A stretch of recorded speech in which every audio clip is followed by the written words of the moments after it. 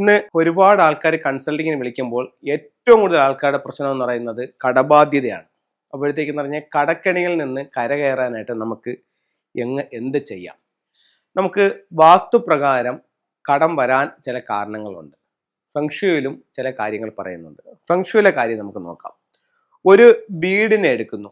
ഒരു വീടിനെ എടുത്തിട്ട് വീടിനെ കറക്റ്റ് 9 തിരിക്കുന്നു. ഏതൊരു വീടിനെയും 9 തിരിക്കുമ്പോൾ 8 ദിക്കും ഒരു ബ്രഹ്മസ്ഥാനവുമുണ്ട്. ഈ വീടിന്റെ ഫ്ലൈങ് സ്റ്റാർ നമ്പർ എടുക്കുന്നു. ഫെങ്ഷുയുടെ കാര്യമാണ് ഞാൻ പറയുന്നത്. നമ്മുടെ വാസ്തുവിൽ ഇങ്ങനെ ഒരു ഇത് പറയുന്നില്ല. ഫെങ്ഷുയുടെ ഫ്ലൈങ് സ്റ്റാർ നമ്പർ എടുക്കുന്നു. നമ്പർ എടുത്തിട്ട് ഓരോ ദിക്കുകളിലെയും നമ്പറുകൾ നമ്മൾ മനസ്സിലാക്കുന്നു.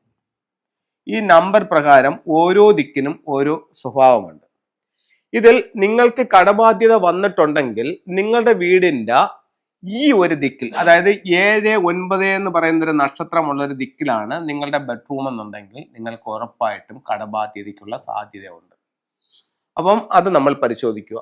അങ്ങനെയാണെന്നുണ്ടെങ്കിൽ ഒന്നുകിൽ ആ ബെഡ്റൂം മാറുക, അല്ലെങ്കിൽ ആ സ്റ്റാറിന്റെ പരിഹാരം അവിടെ ചെയ്യുക. 2, നിങ്ങളുടെ 9-7 എന്ന് എഴുതിയാക്കുന്ന ഈ ഭാഗത്താണ് നിങ്ങളുടെ പ്രധാന ഡോർ എന്നുണ്ടെങ്കിലും നിങ്ങൾക്ക് കടബാധ്യതയ്ക്കുള്ള സാധ്യതയുണ്ട്. ഞാൻ പറയുന്ന കാര്യങ്ങൾ ഒന്നും കൂടെ ഒന്ന് വ്യക്തമാക്കാം, ശ്രദ്ധിച്ചു കേൾക്കുക.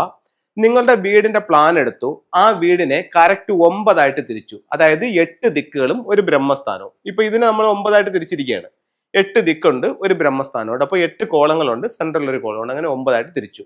ഇത് ഓരോന്നും ഓരോ ദിക്കുകളാണ്. അങ്ങനെ എടുക്കുമ്പോൾ ഇത് ഒരു 45 ഡിഗ്രിയാണ് വീടിന്റെ. അപ്പം ഇത് നിങ്ങൾ ഒരു ഫംഗ്ഷൻ കൺസൾട്ടന്റ് വന്നിട്ട് വേണം ഇത് കണ്ടുപിടിക്കാൻ. അതിന് അവർക്ക് നിങ്ങളുടെ വീട്ടിൽ നിന്ന് ആവശ്യമുള്ളത് നിങ്ങളുടെ വീടിന്റെ പ്ലാൻ, കൃത്യമായിട്ടുള്ള പ്ലാൻ. രണ്ടാമത്തെന്ന് പറഞ്ഞു കഴിഞ്ഞാൽ നിങ്ങളുടെ ഈ വീട് എന്നാണ് നിങ്ങൾ താമസമാക്കിയത്, അതായത് പാല് കാച്ചിയ ഡേറ്റ് എന്നാണ്. ഈ 2 കാര്യങ്ങൾ. അത് കഴിഞ്ഞിട്ട് വീട്ടിനകത്ത് നിന്ന് പുറത്തോട്ട് നോക്കുമ്പോൾ എത്ര ഡിഗ്രിയിലാണ് നിങ്ങളുടെ ഈ വീട് ഫേസ് ചെയ്യുന്നത്. അപ്പം 3 കാര്യങ്ങൾ കിട്ടി. ഈ 3 കാര്യങ്ങൾ ഉണ്ടെങ്കിൽ ഇതുപോലൊരു ചാർട്ട് ഒരു ഫെങ്ഷി മാസ്റ്റർക്ക് തയ്യാറാക്കാനായിട്ട് സാധിക്കും. എന്നിട്ട് ഇതുപോലെ നമ്പറുകളും കണ്ടുപിടിക്കാനായിട്ട് സാധിക്കും. അപ്പോൾ ഈ ഓരോ നമ്പേഴ്സിനും ഓരോ എനർജി ഉണ്ട്. ചുരുക്കി പറഞ്ഞാൽ ഈ ഒരു എനർജി 25 എന്ന് പറയുന്നൊരു എനർജി. അപ്പൊ ഈ ഒരു ദിക്കിൽ ഇപ്പോൾ ഇരിക്കുന്നത് ചന്ദനമാണെന്ന് വെക്കുക. അപ്പൊ അങ്ങനെയാണെങ്കിൽ നമ്മൾ ഇവിടെ ചെന്നിരുന്നാൽ നമ്മളെ ചന്ദനം മണക്കും. അതേസമയം ഇവിടെ ഇപ്പൊ ചാണകമാണെങ്കിലോ നമ്മൾ ഇതിൽ ചെന്നിരുന്നാൽ ചാണകം നാറും എന്ന് പറയുന്നത് പോലെ ഈ ഒരു എനർജി നമ്മളെ സ്വാധീനിക്കും. ഇത് ഞാൻ നിങ്ങൾക്ക് മനസ്സിലാവാൻ വേണ്ടി പറഞ്ഞതേ ഉള്ളൂ. അപ്പോൾ ഇവിടെ ചെന്നാൽ നല്ല സ്റ്റാർ ആണെങ്കിൽ അതിന്റെ നല്ല ഗുണങ്ങൾ നമ്മൾ അനുഭവിക്കും. മോശം സ്റ്റാർ ആണെന്നുണ്ടെങ്കിൽ അതിന്റെ ദോഷവശങ്ങൾ നമ്മൾ അനുഭവിക്കേണ്ടി വരും. അപ്പോൾ ഈ ഓരോ നമ്പറുകളെ ബേസ് ചെയ്തിട്ടാണ് അതിന്റെ സ്വഭാവങ്ങൾ മാറുന്നത്. ഈ 7, 9 എന്ന് പറയുന്ന നക്ഷത്രം, അതായത് 7, 9 കോമ്പിനേഷനിലാണ് നിങ്ങളുടെ ബെഡ്റൂം എങ്കിൽ ആ ബെഡ്റൂം നിങ്ങൾക്ക് കടബാധ്യതയും സാമ്പത്തിക പ്രശ്നങ്ങളും മറ്റുള്ളവർ നിങ്ങളെ പറ്റിക്കുന്നൊരവസ്ഥയും ഉണ്ടാക്കും. ഇത് എല്ലാ വീട്ടിലും ഉണ്ട്. അത് നമ്മൾ കണ്ടുപിടിക്കുക എന്നുള്ളതാണ് പ്രധാനപ്പെട്ട കാരണം. അതേപോലെ തന്നെ ഈ ഒരു കോമ്പിനേഷൻ 9-7 കോമ്പിനേഷനിലാണ് നിങ്ങളുടെ എൻട്രൻസ് മെയിൻ ഡോർ എങ്കിലും ഇത് നിങ്ങളെ ബാധിക്കും. അപ്പൊ കടം വരാനുള്ള 2 സാധ്യതകൾ നമ്മൾ മനസ്സിലാക്കിയല്ലോ. ഇനി ഇവിടെ അല്ല നിങ്ങളുടെ ബെഡ്റൂം വന്നിരിക്കുന്നത്, ഈ ഭാഗത്താണ് നിങ്ങളുടെ ബെഡ്റൂം വന്നിരിക്കുന്നത്. അങ്ങനെയാണെന്നുണ്ടെങ്കിൽ ഇവിടെ നിങ്ങൾക്ക് ടോട്ടൽ ലോസ് ആവും. തൊടുന്നതും പിടിക്കുന്നതും മൊത്തം നഷ്ടവും. ചിലർ പറയും ഞാൻ ഈ വീട്ടിൽ കയറിയതിനു ശേഷം എന്തിൽ തൊട്ടാലും എനിക്ക് നഷ്ടമാണ് സാറേ എന്ന് പറയുന്ന വീടുകളുണ്ട്. ഈ ഒരു കോമ്പിനേഷനിലായിരിക്കും അവരുടെ ബെഡ്റൂം നിൽക്കുന്നത്. അതല്ല, ഈ ഒരു കോമ്പിനേഷനിലാണ് അവിടെ പ്രധാന ഡോർ എന്ന് വെച്ചു 2-5 കോമ്പിനേഷനിൽ. അങ്ങനെയാണെങ്കിലും ഇവർക്ക് ഇതേ സെയിം ഫലം തന്നെയായിരിക്കും, ടോട്ടൽ ലോസ് ആയിരിക്കും. അപ്പോൾ ഓരോ സ്റ്റാറിന്റെയും ആ ഒരു എനർജിയാണ് ഞാൻ പറയുന്നത്. അപ്പം ഇത് രണ്ടും മനസ്സിലാക്കി. അടുത്തത്, ഈ ഒരു കോമ്പിനേഷനിലാണ് നിങ്ങളുടെ പ്രധാന ഡോർ എന്ന് വെച്ചു. ഇവിടെ കലഹവും കേസുമായിരിക്കും.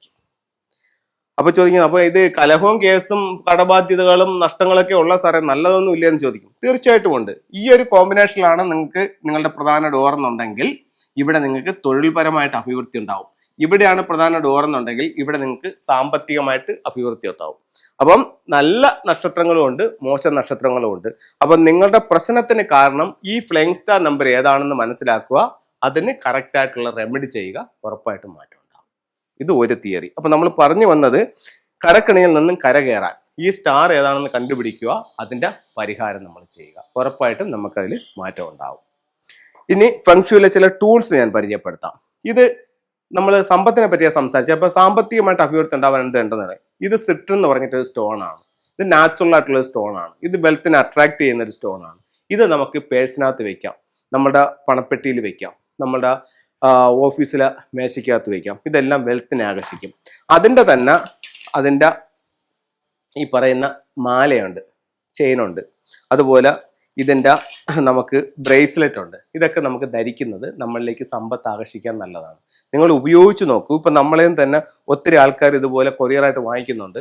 അവർ വാങ്ങിച്ചവർ തന്നെ അവർ വീണ്ടും വാങ്ങിക്കുകയും ചെയ്യുന്നുണ്ട്. അപ്പം ഒരു സാധനം വാങ്ങിക്കുമ്പോൾ ഉപയോഗപ്പെടുമ്പോഴാണല്ലോ അവർ വീണ്ടും വാങ്ങിക്കുന്നത്. അപ്പോൾ ഇത് നിങ്ങൾ ഉപയോഗിച്ച് നോക്കാം.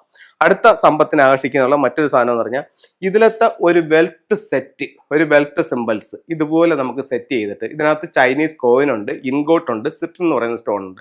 ഇതെല്ലാം കൂടെ നമുക്ക് ഈ വർഷം 2024 സൗത്ത് വെസ്റ്റ് ഭാഗത്ത് നമ്മൾ എപ്പോഴും കാണുന്ന രീതിയിൽ പ്ലേസ് ചെയ്യാം. ഇതല്ലെങ്കിൽ എവിടെ വെക്കാം? ഇതുപോലെ നമുക്ക് നമ്മുടെ ക്യാഷ് ബോക്സിനകത്ത് വെക്കാം. അടുത്തത് വെൽത്ത് ഷംബാല എന്ന് പറഞ്ഞിട്ട്, ഇതെല്ലാം സമ്പത്തുമായിട്ട് റിലേറ്റഡ് ആയിട്ടുള്ള സാധനങ്ങളാണ്. വെൽത്ത് ഷംബാല എന്ന് പറഞ്ഞിട്ടുള്ള ഒരു ഗോഡുണ്ട്. ഇത് നമ്മുടെ സ്വീകരണ മുറിയുടെ സൗത്ത് ഈസ്റ്റ് കോർണറിൽ വെക്കാവുന്നതാണ്. അതുപോലെ തന്നെ ഇത്തരത്തിലുള്ള ശരിക്ക് ഇൻഗോട്ടുകൾ, ഇതെല്ലാം ഇൻഗോട്ടാണ്, സ്വർണ്ണക്കട്ടികൾ. ഇതൊരു കുറേയാണ്, ഒരു 10-12 ഒരു ഒരു ബൗളിനകത്ത് നിറച്ച് അടുക്കി സൗത്ത് ഈസ്റ്റിൽ വെക്കുന്നതും സാമ്പത്തികമായിട്ട് അഭിവൃദ്ധി ഉണ്ടാവാനായിട്ട് നല്ലൊരു ടൂളായി ഫംഗ്ഷനിൽ കണക്കാക്കുന്നു. അടുത്ത സമ്പത്തിന്റെ ഒരു പ്രധാന ടൂള്, എല്ലാവരും ഉപയോഗിച്ചുകൊണ്ടിരുന്ന ടൂൾ എന്ന് പറയുന്നത് ഇത്തരത്തിലുള്ള ഒരു മുക്കാലി തവളയാണ്, 3 legged ഫ്രോഗ്.